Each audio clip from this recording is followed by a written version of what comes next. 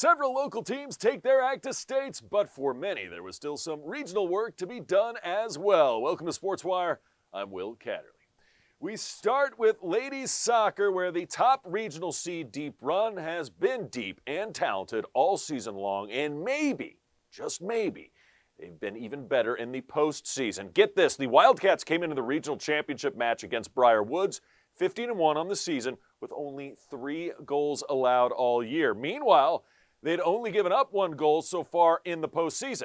They look to ride that momentum and take home the Class 6A regional trophy. So the Lady Wildcats coming in on a roll, looking to capture a regional championship.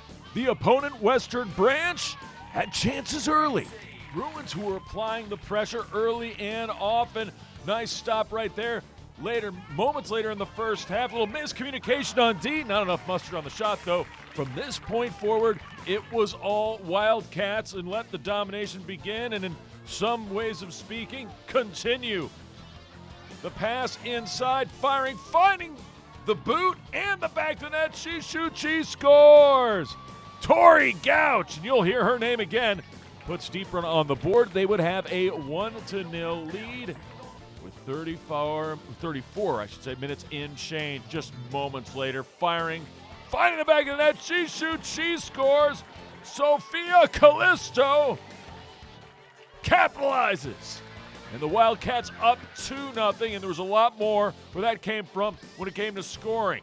Check this out, off the deflection, doesn't even let it hit the ground, firing, finds the back of the net again, she shoots, she scores, Hannah Thornton. And that's a scary thing about Deep Run. Great passing team, they set it up on a tee for their attackers and midfielders, but anyone can score with the soccer ball. And I do mean just about anyone. Later, Wildcats still first half, off the deflection, off the hand of the keeper. Sophia strikes again. Sophia Callisto, her second goal of the evening. And Wildcats up a lot to a little 4-0 at the half. Let's change sides for the second half. Again, pinpoint passing, one-on work, great work, and then just the finish. They make it so clinical, they make it look so easy. Tori Gouch, her second goal of the evening. Wildcats now up 5-0. Wildcats not done, looking to go up 6-0, and it wouldn't take them long. The entry pass, the deflection, the rebound, she shoots, she scores. Bella Villasana vanquishes Western Branch. Wildcats put up their 6th goal of the night. Deep Run still not done. One more time. It's Brooklyn. Rover, come on over. 7th goal of the night for the Wildcats, and Deep Run wins the Class 6A Regional Championship. In the process, the Lady Wildcats outscored, get this, their opponents 22-1 in regional play. Deep Run. More than enough reasons to celebrate. That photographer's right in the way. More than enough reasons to celebrate and hoist the hardware. Congratulations to the Deep Run Wildcats for their win in regionals. They also get a 3-0 win in the opening round of states, so they are advancing to the state semifinals. Final in this one, 7-0, Deep Run. For last game, the first half of last game, that was the first time it was ever close, kind of it was 1-1 at half, so everyone kind of channeled in, and we didn't want to be in that position again. While Deep Run may have been expected to be in the regional title match and make a run in states, you know who wasn't? Mills Godwin. The Lady Eagles are good, no doubt, but they were a 6th seed in regionals and went all the way to the regional championship game where they beat James River 1-0. Head coach Chris Thornton put the onus on the Eagles before regionals even began, promising a team outing featuring puppy yoga if Godwin made it to states. So even before the dog days of summer begin, the Lady Eagles were already soaring to new heights and would love nothing more than to continue their improbable run in the state quarterfinals against Briar Woods. First round of states, Riley Shear and the Godwin Eagles playing host to Briar Woods. Could the magical puppy yoga run continue for the Eagles? Riley Shear says yes! She shoots, she scores! She hit the game winner against James River. That's her 4th goal in 3 games. And just like that, the blistering shot past the box and past the keeper give the Godwin Lady Eagles a 1-0 lead. Once the number 6 seed in regionals, they're not supposed to be here. Briar Woods, not enough buster on that shot. Keeper been sensational in regionals for the Eagles as well. More from Godwin. Say it's good to get hot at the right time. How about just before playoffs or in it? Could have been a penalty called there. There was not. So play on, say the referees. A chance potentially missed by the officials for Godwin to score. Otherwise, still in the first, Godwin still up 1, looking for more. The pass. Probing. Inside the box. The cross. The firing. It's in the corner. She shoots. She scores. Everything coming up roses for Mills Godwin and Rosie Keller, who boots that one in the net. And it's 2-0 Godwin. Second half, Eagles more than happy to sit on this 2-0 lead, but they were looking for more goals as well. This almost happened. What a save by the keeper for Briar Woods, knocking that one away. But not only did Mills Godwin really keep the tempo going, they also generated more offensive chances. Oops. Right back to the Godwin Eagles. Pass inside, firing, just goes high off the woodwork. Somehow, the Eagles do not capitalize. That's okay, however, because Godwin's defense was up to the task. That shot curled it the wrong way, perhaps. It goes wide. Getting late in this one. Eagles, again, once just a number 6 seed in Region 5C, looking for a trip to the state semifinals. 2 wins away, potentially from state championship glory. And almost a 3rd goal. The header somehow deflected out. And Briar Woods makes some huge saves late, but they can't get their offense going. Godwin's season, what a dream. It continues. They beat Briar Woods 2-0 is your final.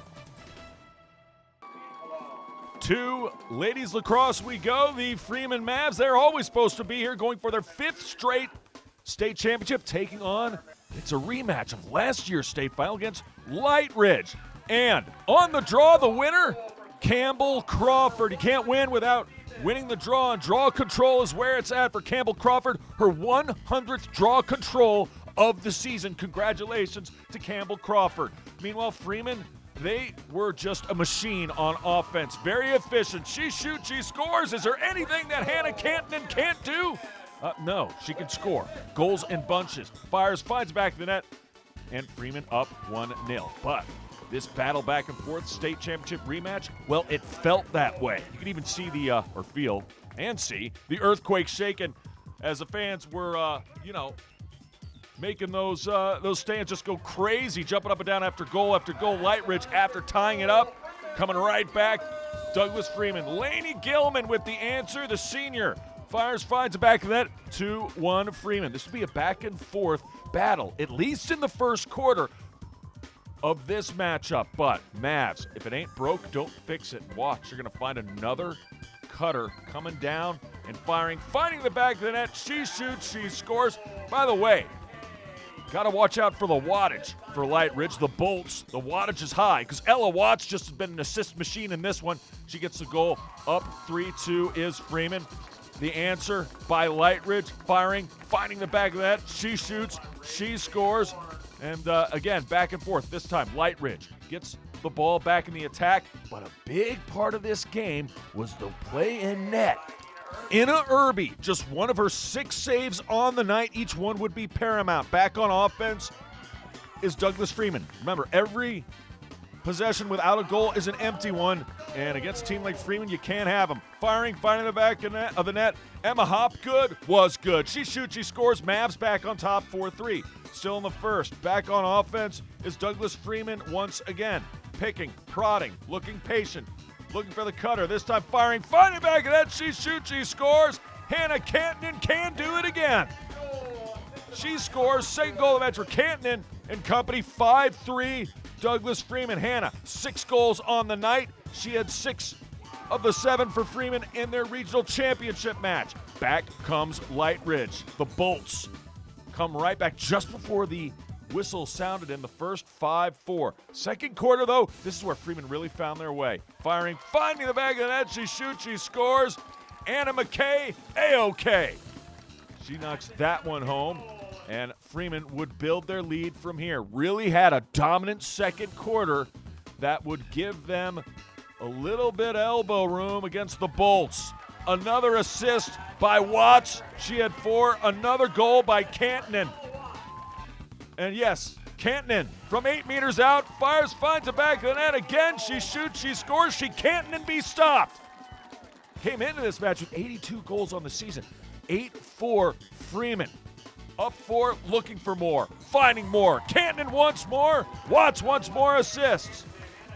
Again, 6 goals for Cantonin, 4 assists for Watts, 6 saves for Irbies, and a partridge in a pear tree. The Freeman Mavs are going to the state championship game yet again, looking for their 5th straight unprecedented state championship. They beat Lightridge 16-8, your final.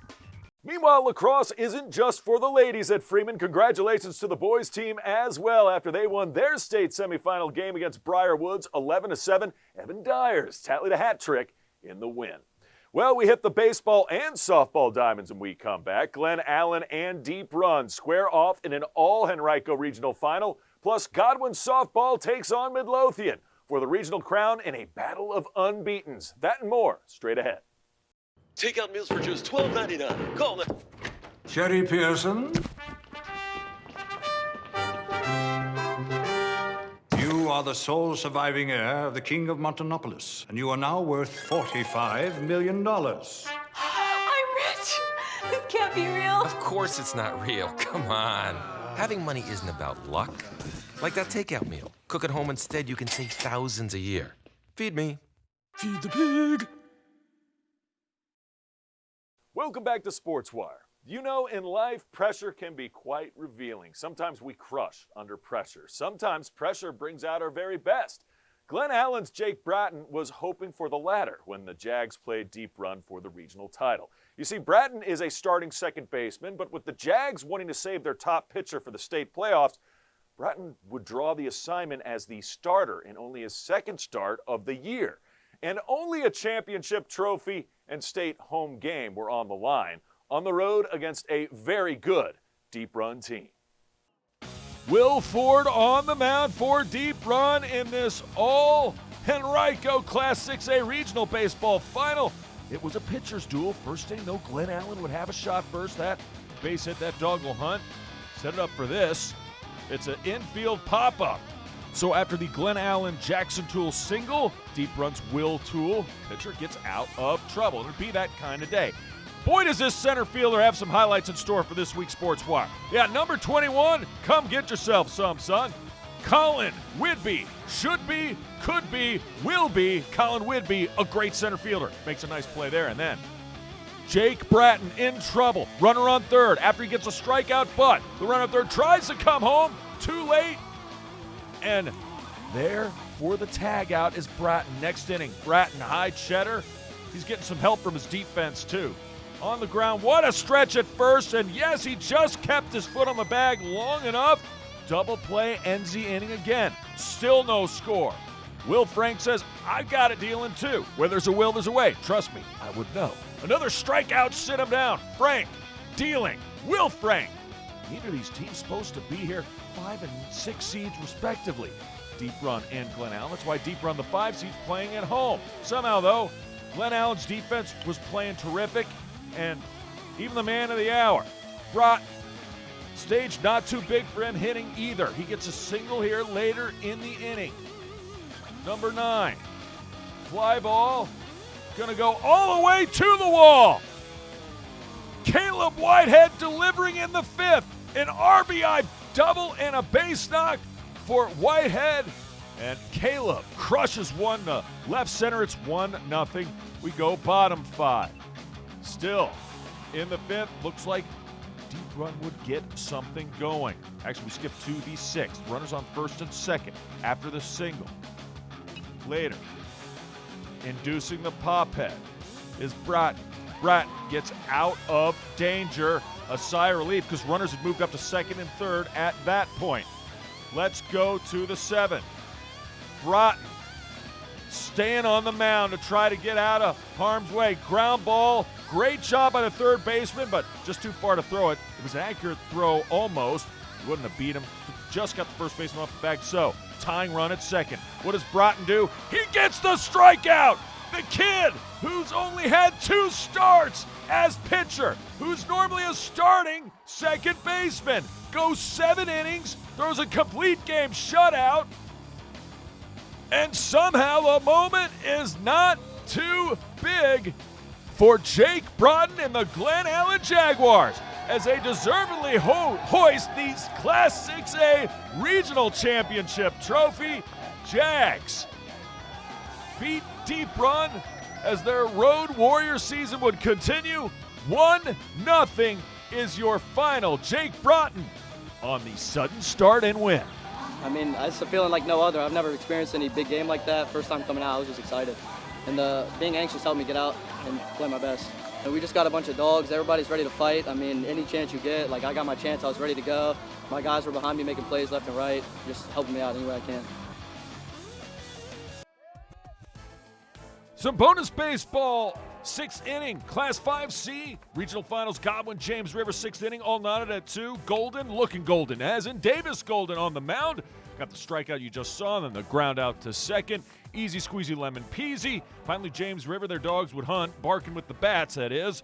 Line drive, base hit to right off the bat of number 6, Matthew Baggett. But Golden would get out of trouble. Strike him out, sit him down. We are still knotted at 6. Godwin with a chance in the bottom half against pitcher number 5 on the mound, Jaden Grant. Grant gets a strikeout there, and then the comebacker up the mound. That will work. It is a base knock for Mills Godwin, number 1 in our hearts. Hudson Williams, at least on his jersey. This time, though, up the middle, they're going to turn 2. They call him out at first. Very close play, and that would get James River just 1 out at the moment. Out of trouble to the top of the 7th. This would be trouble. Ground ball down the third baseline, and that's a 2-bagger. Number 24 doing the honors for River. The big dog with a big base knock, and then this happened. The pickoff attempt at second doesn't work. The throw to third goes away into the dugout. That means the automatic runner comes in to score. He would pinch run for the batter. Number 8 comes across in Garnett Power. 3-2. Last chance for the Eagles in the 7th. Line drive, base hit. So the tying run is on base in the form of Alex Boyd. But then River would get the strikeout looking on the curveball, and James River wins the regional championship. Godwin would go on to play on the road in states, but River takes the regional hardware. 3-2 is your final. And one of the reasons we picked that game up in the 6th inning is because I didn't want to miss a battle of unbeatens. Godwin and Midlothian. Caitlin Hubley on the mound against Marley Gaskell of Midlothian. 2 tremendous pitchers, 2 teams coming in 20-0 on the year. Hubley up first, dealing. Runner at second, doesn't matter. That's strikeout number 3. Well, out number 3 of the inning, so it doesn't matter. Bottom 1, Godwin got their bats going. Hit hard, make the defense work. Sometimes it won't make the play. That's exactly what happens. Number 10, Adeline Collins gets to first. Later in the inning, that is a great bunt. They get the out at first, but doing the job, advancing the runner. Eventually, Eagles get runners at second and third, and it would lead to this. Ground ball through the hole. It's a base hit. 1 run comes around to score in the form of Adeline Collins.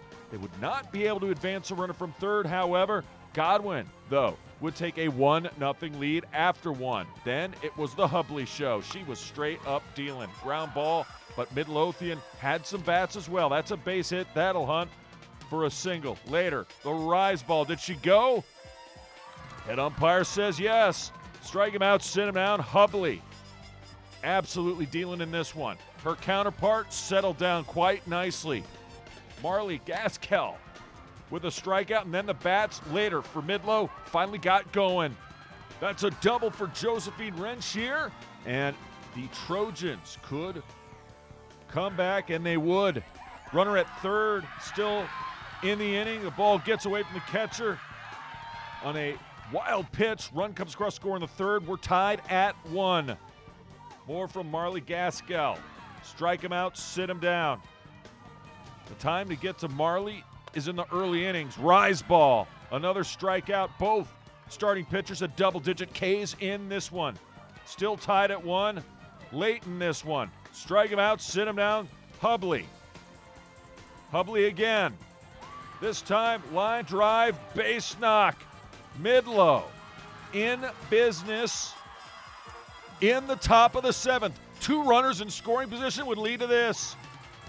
Ground ball eats up the third baseman. Run comes across to score in the form of Charlotte Corcoran.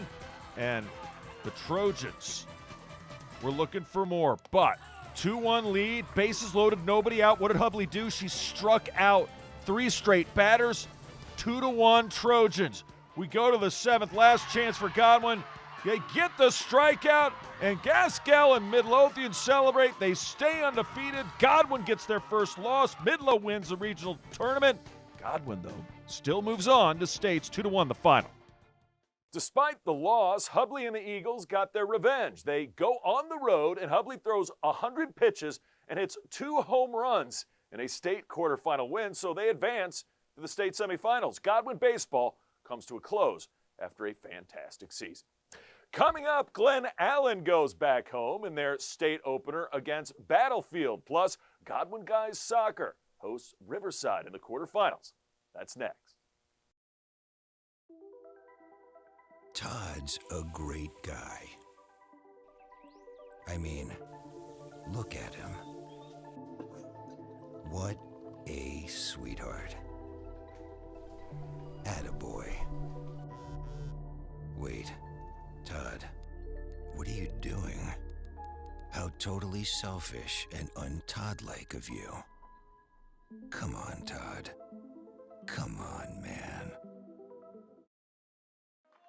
Welcome back to Sports Wire. It is first round of states. Class 6 Glen Allen against battle-tested Battlefield with Sonny Mitchell on the mound. First inning, you saw the walk and then the boot, and a runner is going to come all the way around to score. Glen Allen strikes first in the first on a walk and a 2-base error, and the Jags have a 1-0 lead. And that's good news because they got their ace on the mound. That's Mr. Danny Kneenaber. And Kneenaber was pulling no punches, especially early. Kneenaber striking him out, sitting down. High fastball there, gets the strikeout, swinging. Back to the second inning, and hit by a pitch. Number 21 takes first base. Then he's going to Colin Whidbey, could be, should be safe. Yeah, he's going to steal second base, got his hand in there. And then a wild pitch. Whidbey later on third. Could be, should be, scoring a run. He does. And it's 2-0 Glen Allen. They have 2 runs on the board. They haven't even gotten a hit. Yeah, that's the weirdest scoreboard you'll see. 2-0, we go to the third. Kneenaber looking for help from his defense. He would get it. Oh my, what a nice catch in left. You saw the catch earlier with Glen Allen against deep run. Whidbey does it again. Tremendous job by Colin Whidbey in the outfield. Then, still 2-0 later. Finally their first hit. It's Jake Bratton, the hero from the deep run game. Things are looking good for Glen Allen, but Sonny Mitchell is a tough pitcher and a tough customer, and he came back with some strikeouts. Meanwhile, Kneenaber doing well until the 5th inning. Battlefield finally got something going. Infield single started things off, and then this doggle hunt. It's a line drive, but it's caught. I didn't even see the catch. Great sliding catch in center. So the runner at third base, yeah, they had a runner at third. He tags up the score. Okay, no harm, no foul. Big time out, 2-1. But it would lead to this. That will find grass. It'll go all the way to the wall. Number 1, Brady Burkhart drives home 2 big runs, and Battlefield puts up 3 in the 5th inning, and what was a 2-0 Glen Allen lead is now a 3-2 advantage for Battlefield. We go later in this one. 2 runners on. Battlefield going to add on. Number 19, Josh Gunning. Gunning for a 2-base knock of his own. He does. 2 RBI single, makes it 5-2. Glen Allen would load the bases in the 7th, get the winning run to the plate. Battlefield would battle out of it. They beat Glen Allen and their fantastic season, 5-2. Back to soccer we go, boys. State quarterfinal. It is Godwin. You saw the girls advance earlier, taking on Riverside. The guys are. You saw the girls advance earlier with a win. Guys trying to do likewise the same. And a great chance here. They get the steal. Well, they go for the long shot instead of trying to pass it forward. Easy squeezy lemon peasy for the Riverside keeper. And, yeah, the Rams were pretty solid in this one. They had some great opportunities. Speaking of great, how about number 5, Thomas Manchester for Mills Godwin. Just has been excellent in net all year long. And then the keeper for Godwin going to somehow keep this from going over the line. Nice job by Miles Dixon with the save. And Godwin keeping this 0-0. Still first half highlights, so my goodness, is Riverside. Check this out. This is just picture perfect. Nothing Godwin's defense could do, albeit a great D, just way too well executed. Just clinical work. He shoots, he scores. It's 1-0 Riverside. Number 20 gets the job done, Jaden Ibarra, and they would have a 1-0 lead. Still 1-0. This time, Godwin on the other side. Second half action. That shot just goes wide. One of the better opportunities for Godwin on the night. It'd be a 1-0 score with 18 minutes and change to go. Riverside would add on. You're not going to see it here, but you're going to see a close chance go off the post. And foul would be on Riverside there. But moments later, Riverside would tally another. And then with the 2-goal lead, looking for more, Godwin's keeper and Godwin's defense had to stay alert, get stops. More importantly, somehow try to turn it into transition offense. What a stop by the keeper, Dixon. Great job in net. He gets another big-time save. And then Godwin off the header. A chance late. Keeper says no. Riverside was just the better side on this night. They put an end to an otherwise great season for Mills Godwin, but Riverside survives and advances. 2-0 is your final. And last but not least, how about some guys track state champs? Douglas Freeman's Whitner Lilly on the pole vault wins states with a vault of 15 feet flat. How about J.R. Tucker's Anna Barrow? She gets first in the pole vault as well. 11 feet, 10 inches. There she is, proudly in front of the 11 feet, 10 inches sign. She finishes in first place. Masanje Komara for Hermitage standing next to Whitner Lilly. She wins the 400 with a time of 55.29 seconds. Remember, if you have questions or comments about the show, just send me an email to this address, sportswire@henrico.k12.va.us, and you can always follow us on X and watch episodes on YouTube. I can't wait to see ya next time on Sportswire.